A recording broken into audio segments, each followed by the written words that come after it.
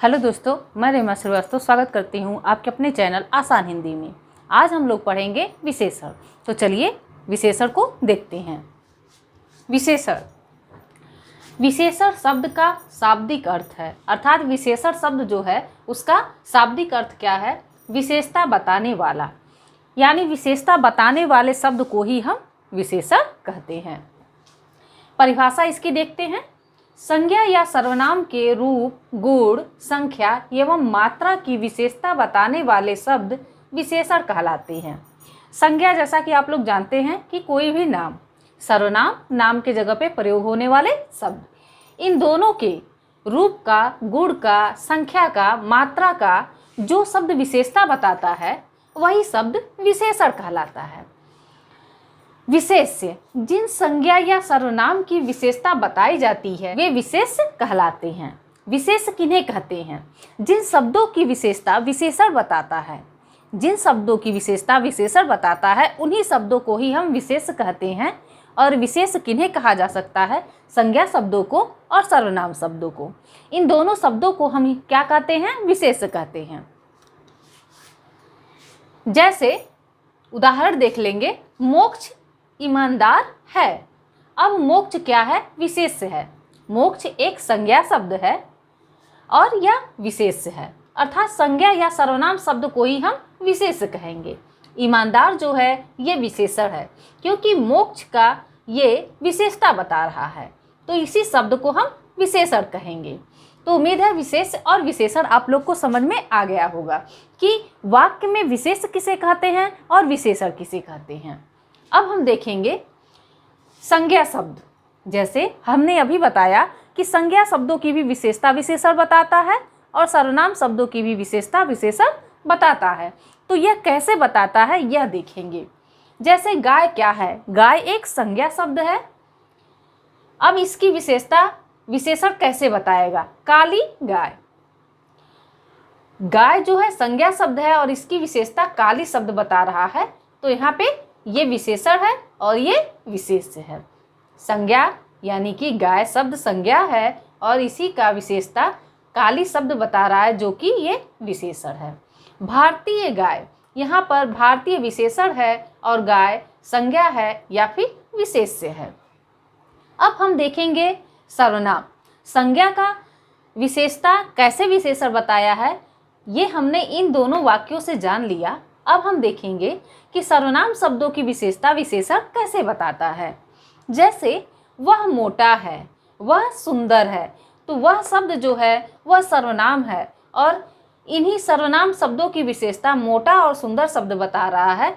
और मोटा और सुंदर शब्द क्या है? विशेषण है। तो हमने देखा कि संज्ञा शब्द की विशेषता विशेषण कैसे बताता है और फिर सर्वनाम शब्दों की विशेषता विशेषण कैसे बताता है। तो इस प्रकार हम लोग को यह स्पष्ट हो गया कि संज्ञा और सर्वनाम शब्दों की विशेषता बताने वाले शब्दों को ही हम विशेषण कहते हैं। विशेषण किसे कहते हैं? संज्ञा या सर्वनाम शब्दों की विशेषता बताने वाले शब्द को ही विशेषण कहते हैं। अब हम देखेंगे विशेषण एक विकारी शब्द है, अर्थात विशेषण शब्द जो है वह विकारी है। विशेषण में विकार उत्पन्न होता है। कैसे होता है? लिंग के आधार पर होता है। जैसे अगर कोई व्यक्ति काला है तो उसका लिंग जब हम बदलेंगे, पुरुष काला होता है तो स्त्री काली हो जाएगी। तो यहाँ पे हमने लिंग परिवर्तन के अनुसार देखा कि इसमें विकार होता है। किसमें? विशेषण शब्दों में। इसी प्रकार वचन बदलने पर भी विशेषण शब्द में परिवर्तन होता है। जैसे एक वचन में तो काला हो जाएगा, लेकिन जब उसी का बहुवचन हो जाएगा तो काले हो जाएगा। इस अनुसार हमने देखा कि लिंग और वचन के अनुसार विशेषण शब्द में परिवर्तन होता है और जिन शब्दों में परिवर्तन होता है उन्हें ही विकारी शब्द कहते हैं, अर्थात उनमें विकार उत्पन्न होता है। तो विशेषण एक विकारी शब्द है जो हर हाल में संज्ञा व सर्वनाम की विशेषता बताता है।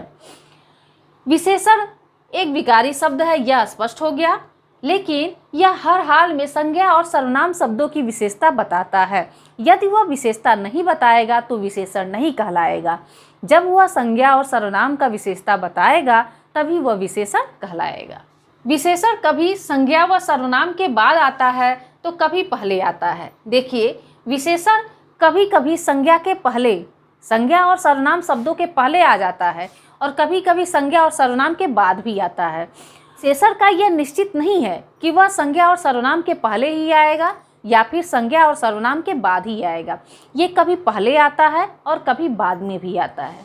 जैसे उदाहरण, लड़का लंबा है, लंबा लड़का है। यानी हमने देखा पहले वाक्य में संज्ञा के बाद विशेषण आया और दूसरे वाक्य में संज्ञा के पहले विशेषण आया। तो इस प्रकार हमको यह स्पष्ट हो गया कि विशेषण शब्द जो है वह कभी कभी संज्ञा व सर्वनाम के पहले आता है और कभी कभी बाद में आता है। यानी दोनों प्रकार से इसका प्रयोग वाक्य में होता है। विशेषण के तत्व। विशेषण के दो तत्व हैं। कौन कौन से? विशेष और विशेषण। विशेषण के तत्व दो हैं। कौन कौन से? विशेष और विशेषण। विशेष वे शब्द होते हैं जिनका विशेषता विशेषण शब्द बताता है और विशेषण वे शब्द होते हैं जो विशेष शब्दों की विशेषता बताते हैं। तो दोनों हमको स्पष्ट है। चलिए, प्रयोग के आधार पर विशेषण कितने प्रकार के होते हैं अब हम देखेंगे कि प्रयोग के आधार पर, अर्थात जैसे हम प्रयोग करते हैं वाक्य में विशेषण को, उसके आधार पर विशेषण के कितने प्रकार हैं या फिर विशेषण के कितने भेद हैं प्रयोग के आधार पर। तो प्रयोग के आधार पर विशेषण के दो भेद हैं या फिर विशेषण दो प्रकार के हैं। किसके आधार पर? प्रयोग के आधार पर। पहला है विशेष्य विशेषण और दूसरा है विधेय विशेषण। देखिए, तत्व दो हैं विशेषण के, विशेष और विशेषण, लेकिन प्रयोग के आधार पर विशेषण शब्द के प्रकार हैं दो, विशेष्य विशेषण और विधेय विशेषण। अब हम इसको विस्तृत रूप से देखते हैं। तो देखिए, प्रयोग के आधार पर दो प्रकार के विशेषण होते हैं, विशेष विशेषण और विधेय विशेषण। विशेष विशेषण किसे कहते हैं? अब हम पहचानेंगे कि विशेष विशेषण किसे कहते हैं और विधेय विशेषण किसे कहते हैं। इन दोनों में अंतर क्या है जिसके वजह से इन दोनों का अलग अलग नाम रखा गया। देखिए, जब किसी वाक्य में विशेषण शब्द पहले आए, कोई वाक्य है उसमें विशेषण शब्द पहले आ जाता है तथा उसके बाद संज्ञा आए तो वहाँ विशेष्य विशेषण होगा। वाक्य में आपको पहले विशेषण प्राप्त होगा और उसके तुरंत बाद संज्ञा मिलेगा, तो वहाँ पे विशेषण का कौन सा, प्रयोग के आधार पर विशेषण का कौन सा भेद होगा? विशेष विशेषण होगा। हम ध्यान रखेंगे, विशेष किसे कहते हैं? संज्ञा। विशेष कहते हैं संज्ञा और सर्वनाम को, लेकिन विशेष विशेषण में संज्ञा और सर्वनाम विशेषण के बाद आएगा। संज्ञा और सर्वनाम जिसे हम विशेष कहते हैं विशेषण के बाद आएगा, तो वह वाक्य कैसा हो जाएगा? विशेष विशेषण हो जाएगा। अब हम देखेंगे विधेय विशेषण। विधेय विशेषण किसे कहते हैं? जब किसी वाक्य में विशेषण शब्द के बाद संज्ञा न आए बल्कि सहायक क्रिया प्रयुक्त हो तो वहाँ विधेय विशेषण होगा। वाक्य में विशेषण शब्द के बाद कोई वाक्य है और विशेषण शब्द के बाद आपको संज्ञा शब्द नहीं मिलेगा।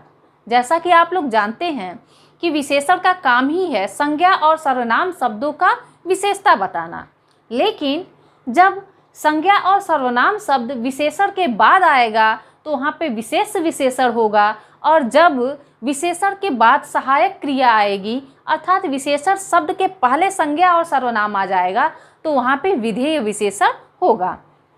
आप ऐसे ही याद रखोगे कि दोनों में अंतर है, उल्टा है। विशेष विशेषण कहने से विशेष जो कि संज्ञा और सर्वनाम में पहले आ रहा, लेकिन वाक्य में विशेषण के बाद आएगा तो वह विशेष विशेषण होगा। और विधेय विशेषण में संज्ञा और सर्वनाम शब्द पहले आएगा और विशेषण शब्द बाद में आएगा, और विशेषण शब्द के ठीक बाद सहायक क्रिया जैसे है, था, थी, थे, ये सब शब्द आएगा तो वहाँ पे विधेय विशेषण हो जाएगा।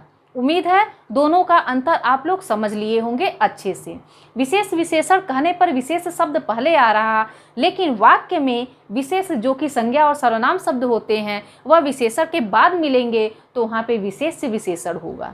और विधेय विशेषण में संज्ञा और सर्वनाम शब्द पहले आएंगे, उसके बाद विशेषण आएगा और विशेषण के ठीक बाद सहायक क्रिया है, था, थी, थे मिलेंगे तो वहाँ पे विधेय विशेषण हो जाएगा। चलिए। जैसे उदाहरण भी देख लेते हैं जिससे हमको और अच्छी तरह से स्पष्ट हो जाए।